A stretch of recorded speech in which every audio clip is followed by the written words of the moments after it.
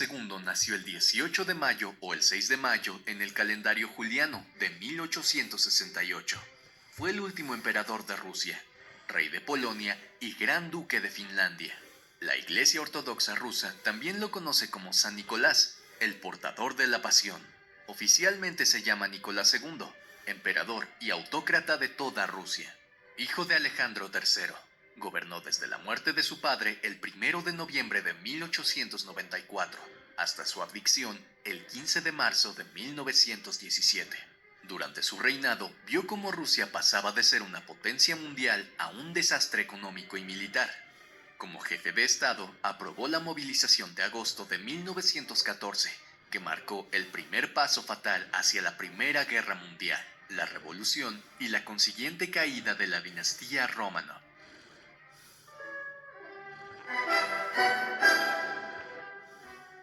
Rusia, a finales del siglo XIX y a principios del siglo XX, era el sexto país más grande del planeta. Unos 130 millones de súbditos estaban dispersos por esa zona, no solo eslavos, sino también bálticos, judíos, alemanes, georgianos, armenios, uzbecos y tártaros. En 1891, el gobierno imperial inició la construcción del ferrocarril más largo de Rusia, el Transiberiano. Un ferrocarril que partiría del centro de Moscú y se extendería a lo largo de 6.500 kilómetros. En aquella época Moscú no era la capital del imperio. Perdió esta condición cuando Pedro el Grande construyó San Petersburgo a principios del siglo XVIII. En el siglo XIX, el régimen autocrático ruso atravesaba una serie de dificultades, pero el zar Alejandro III, padre de Nicolás II, parecía saber cómo hacer funcionar el sistema. La persona del zar era el gobierno de Rusia. Su poder era absoluto, debiendo la satisfacción solo a Dios. El poder fluyó de arriba a abajo en todo el imperio. Las actitudes autoritarias de Alejandro III aumentaron tras el asesinato de su padre, Alejandro II.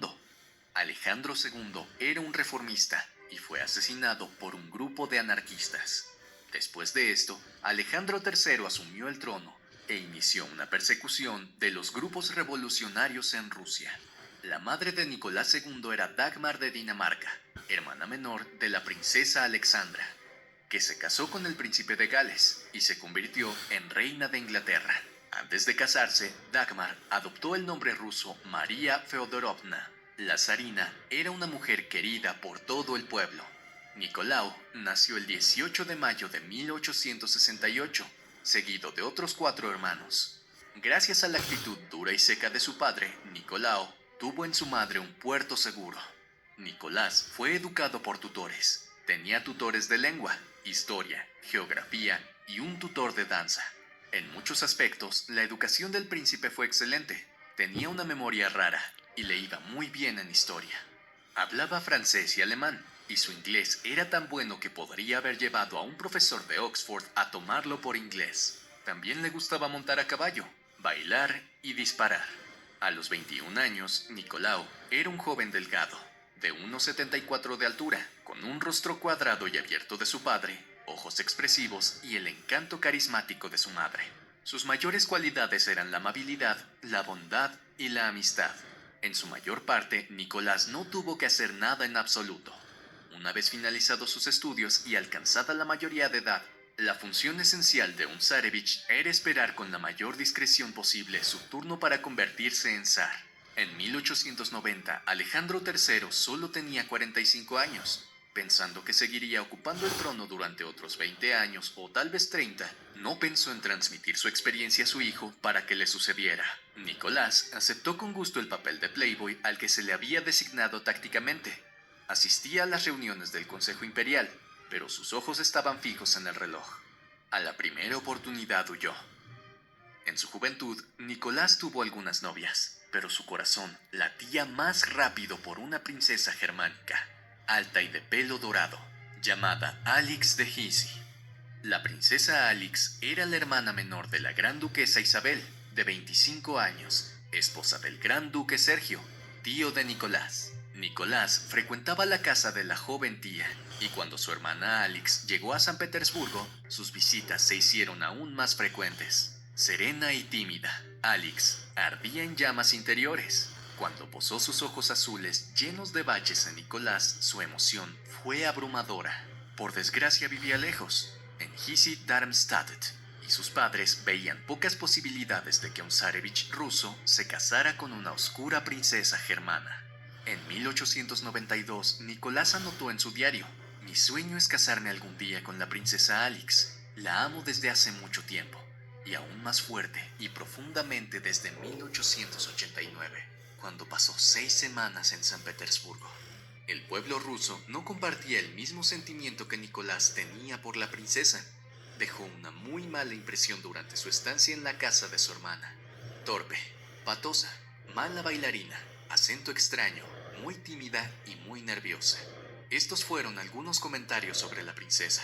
La sociedad criticó abiertamente a la princesa, pues sabía que el zar y la zarina eran abiertamente antialemanes y no tenían intención de permitir ese matrimonio. En medio de todo esto, Nicolás mantuvo sus esperanzas de casarse con su amada. Incluso llegó a perderse para verla y pedir su mano en matrimonio. Mientras gozaba de buena salud, Alejandro III ignoró las intenciones de su hijo. Pero en el invierno de 1894, el zar cogió una gripe y empezó a tener problemas de riñón.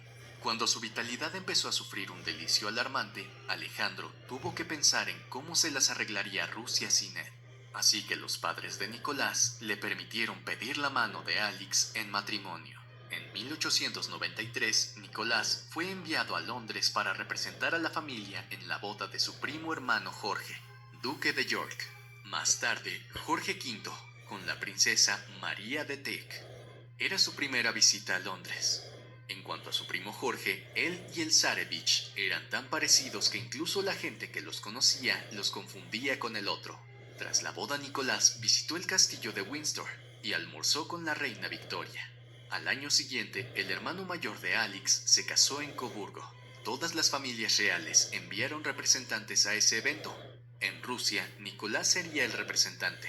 Y no solo iba a representar a su país, sino que con el permiso de los países iba a pedir la mano de su amada Alix en matrimonio. Eso es lo que hizo. Sin embargo, la chica no aceptó al principio. Estaba muy confundida por la idea de abandonar su religión y adoptar otra. Fue entonces cuando la hermana de Alix habló con la joven y le mostró su experiencia en el cambio de religión, diciéndole que no era algo inusual. Al día siguiente, Alix decidió aceptar. Exultante, Nicolás escribió en su diario: "Un día maravilloso e inolvidable. Hoy es el día de mi compromiso con mi querida y encantadora Alix". A la mañana siguiente, los novios fueron a desayunar con la reina Victoria y le comunicaron la noticia. Victoria estaba encantada con la joven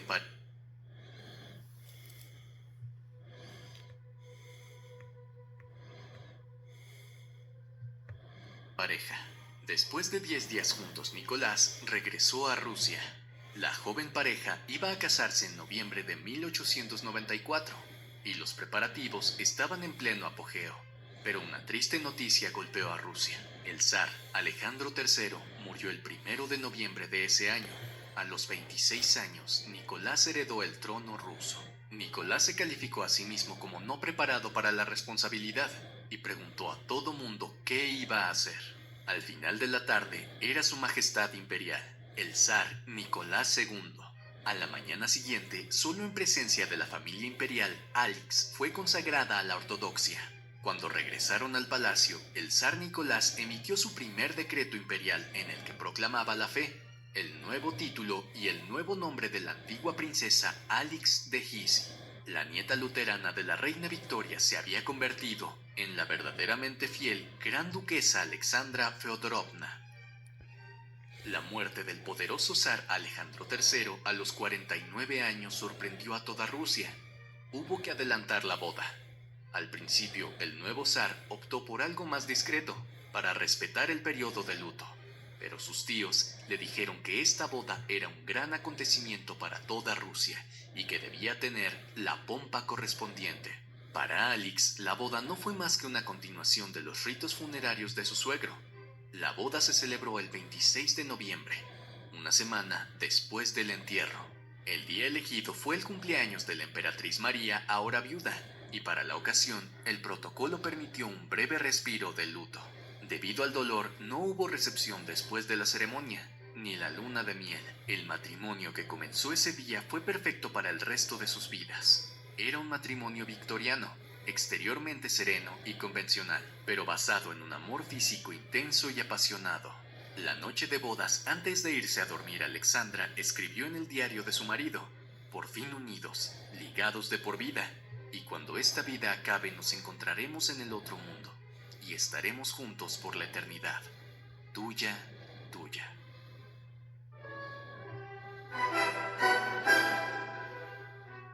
Era el año 1896. El periodo de luto de 12 meses había terminado, y el nuevo zar iba a ser coronado en mayo en Moscú. La coronación de un zar ruso estaba rígidamente dictada por la historia y la tradición, por lo que debía celebrarse en Moscú, la antigua capital imperial.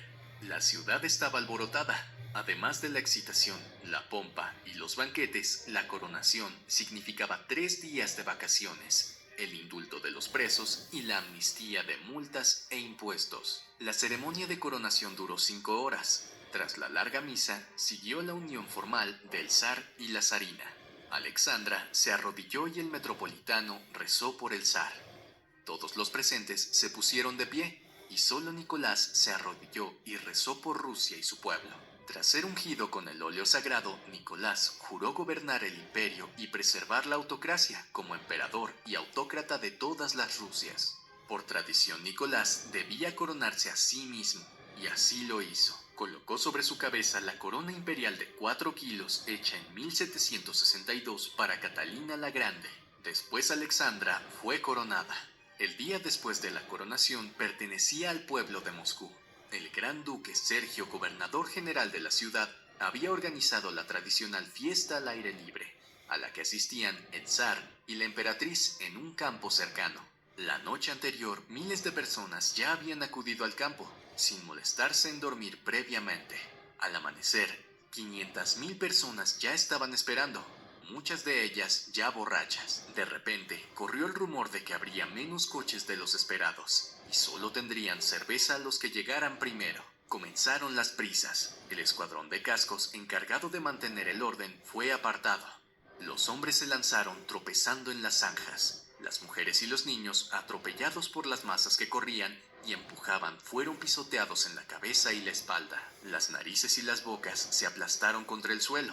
Miles de pies siguieron pisoteando sin descanso los cuerpos mutilados y asfixiados. El resultado fue miles de muertos y heridos. Sin embargo, esa noche se ofrecería un baile al zar. Al principio se negó, pero sus tíos lo convencieron de asistir. Trágicamente, el zar fue al baile, lo que fue muy malo para la opinión pública. Miles de rusos humildes entendieron la tragedia como un presagio de desgracia para el reinado. Otros decían que el zar era un hombre despiadado. Tras la coronación, el monarca debía viajar en visitas oficiales y cortesía a otros soberanos. El verano de 1896, Nicolás y Alejandra viajaron a Viena y luego a Inglaterra para visitar a la reina Victoria. Durante este viaje, el zar pasó por Francia y allí renovó la alianza que había hecho durante el reinado del padre de Nicolás. Se formó la Triple Entente contra Alemania. En Versalles, para pasar una noche, los aposentos de María Antonieta fueron cedidos a Alexandra. El nuevo zar. De vuelta a casa, Nicolau se sumergió en el horrible trabajo que he temido toda mi vida, según sus propias palabras. Su madre todavía le ayudaba en esta tarea. Mucho más difícil para Nicolás fueron sus tíos, los 4 hijos supervivientes de Alejandro III, Vladimir, Alexei, Sergio y Paul. El tío que no causó problemas a Nicolás. No era de extrañar que los tíos tuvieran tanta influencia. Todos eran vigorosos y relativamente jóvenes cuando su sobrino, de 26 años, se convirtió repentinamente en zar. La influencia de los tíos continuó durante la primera década del reinado. No fue hasta que Nicolás se enfrentó al incendio de la guerra contra Japón y a la revolución en 1905 cuando la influencia de los tíos comenzó a debilitarse. Aunque dominaba el inglés, el francés y el alemán, Nicolás prefería hablar en ruso con sus hijos, y por eso escribía a su madre. Solo con la emperatriz, cuyo ruso era malo, hablaba y escribía en inglés. También prefería que los ministros se comunicaran utilizando la lengua rusa. Le gustaba leer autores rusos, y su zar favorito era Alexei el Pacífico. Los principales rasgos de Nicolás como zar fueron adquiridos en estos primeros años de su reinado. Al subir al trono, sin estar preparado, se vio obligado a desarrollar su administración mientras gobernaba. Como había sido influenciado por varias personas de su familia, sus enemigos decían que no tenía voluntad propia. Para la desesperación de los líderes rusos, que esperaban que la muerte de Alejandro III significara una modificación de la autocracia, Nicolás dejó en claro de inmediato que respetaría los principios de su padre. Incluso antes de su coronación, ya estaba machacando este botón, incluso con la alianza con Francia,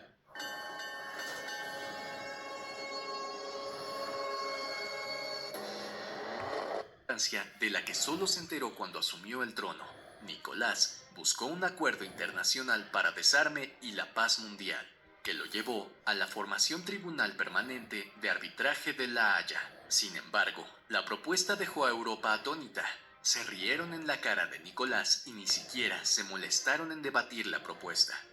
Los primeros años del reinado de Nicolás fueron un periodo de tal brillantez y logros intelectuales y culturales que se conoció como el Renacimiento ruso o la Edad de Plata. La actividad y las nuevas ideas abarcan no solo la política, sino también la filosofía y las ciencias, la música y las artes. Durante esos años, la familia del zar creció rápidamente.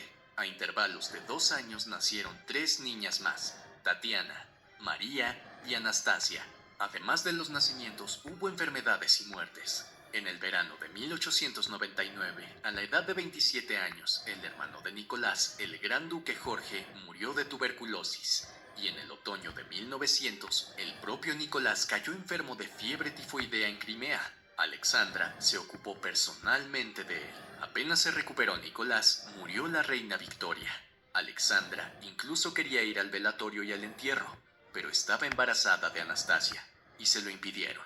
Otro pariente muy importante del zar fue el Kaiser de Alemania, Guillermo II. Era 8 años mayor que Nicolás, y se convirtió en Kaiser en 1888, 6 años antes de que Nicolás se convirtiera en zar.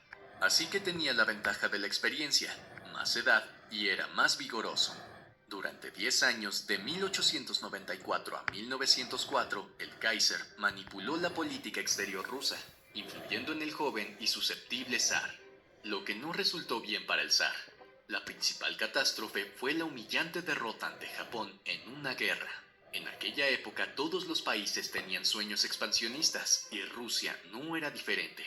Desconfiado de la unión entre Rusia y Francia, Guillermo quería hacer que el zar se interesara por Asia, y por eso le hizo fijarse mejor en Japón. En 1900, durante la rebelión de los Boxers, Rusia ocupó temporalmente Manchuria.